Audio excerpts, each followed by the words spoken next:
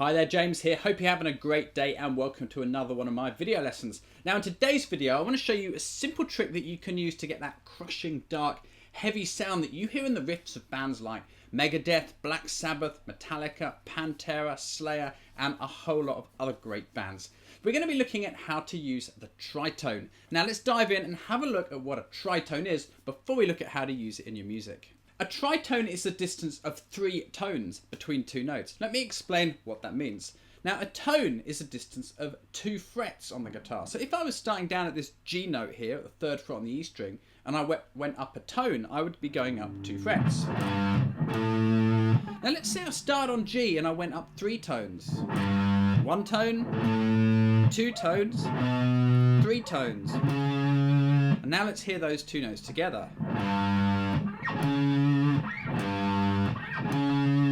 2 notes a tritone apart sound so dark and dissonant that the church actually banned composers from using tritones in the Middle Ages. They just sounded too much like the devil's music, as you may have heard there. But of course, when bands like Black Sabbath come along, this is just perfect for the kind of mood and feeling they want to evoke in their music. Let's have a look now at how we can start to find power chords a tritone apart, and then I'll give you some examples of how you can use them to come up with some riffs.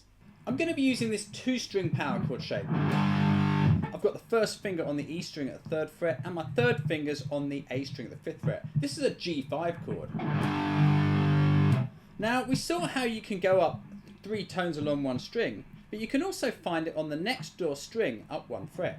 So if I want to find the tritone of G, I've got a G on the E string here, I go up 1 fret and hop onto the A string. You can hear it's the same sound.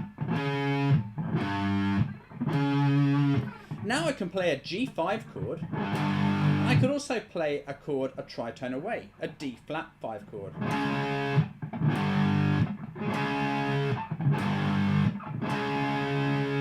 So let's take a look at a simple power chord riff now, which makes use of this sound.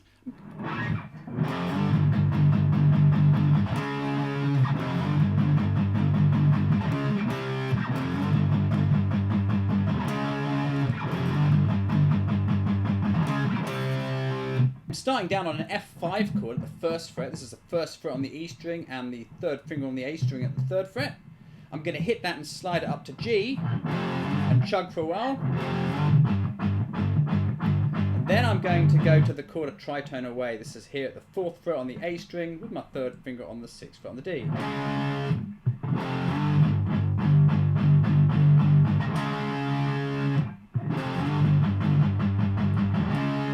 Sort of a familiar sound if you listen to metal. Okay, now the 2nd time round we're going to do a similar sort of thing. We're going to go to the D flat 5 here at the 4th fret and move it down to C5 at the 3rd fret. So the whole riff is this.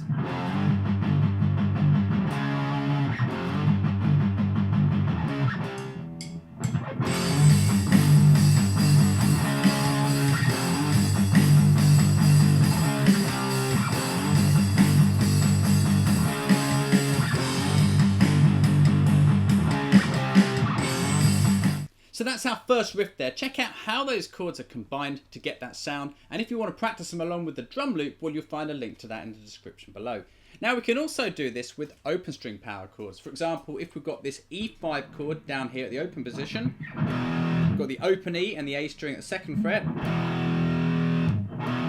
My tritone would be here at the 1st fret on the A string, so I can play a B flat 5 chord there.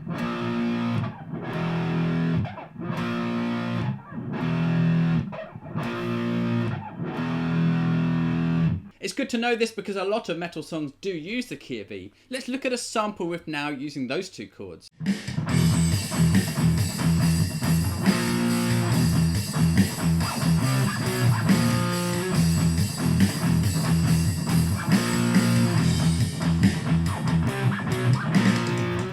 So I'm starting with this open E power chord, and then I'm just going to play some rhythms on the muted E string. I'm palm muting it lightly with my picking hand.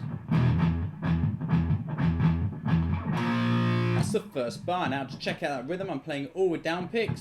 Da da da da da da da da. And then I'm going to the tritone chord there.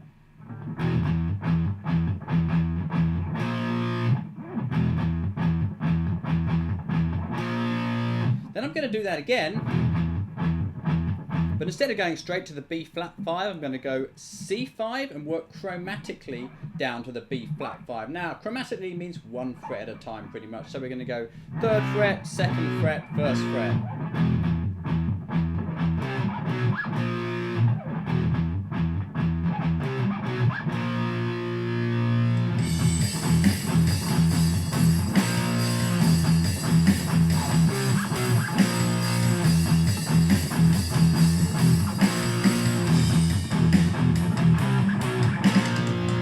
One of the great things about tritones is that they're reversible. For example, this G5 chord here, we saw how the tritone was D flat 5 there, but it works the other way around too. The tritone of D flat is G. So if we were on a power chord with the root note on the A string, we could find our tritone chord down a fret with the root on the E string.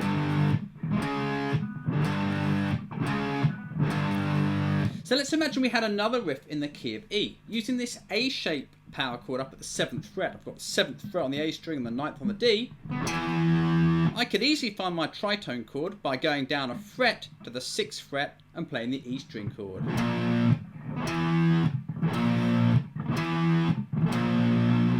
This gives us an example like this.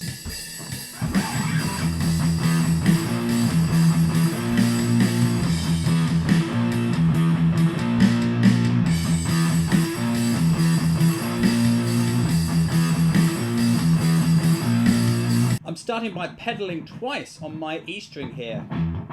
Bit of palm muting on that. Then I'm going to play the A string power chord at the 7th fret. Another pedal on the E string. And back to the chord again.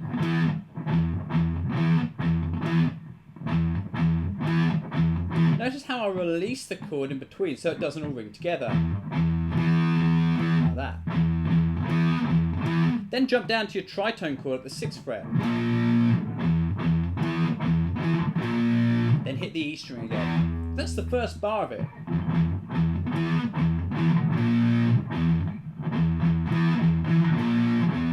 Then we're going to go back to our chord, hit the E string again, and the E chord again, and then end on the tritone chord.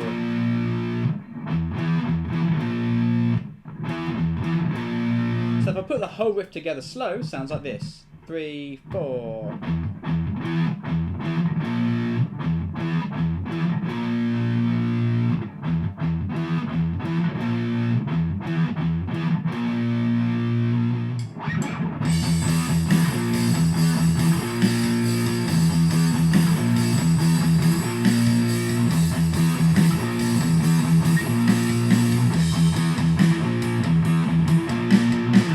The way to get used to playing with tritones is to take a couple of familiar power chords and see if you can practice using one of these methods to find the chord a tritone away. See how you can mix them up and get used to that sound, and then have a go at writing a couple of simple but cool sounding riffs.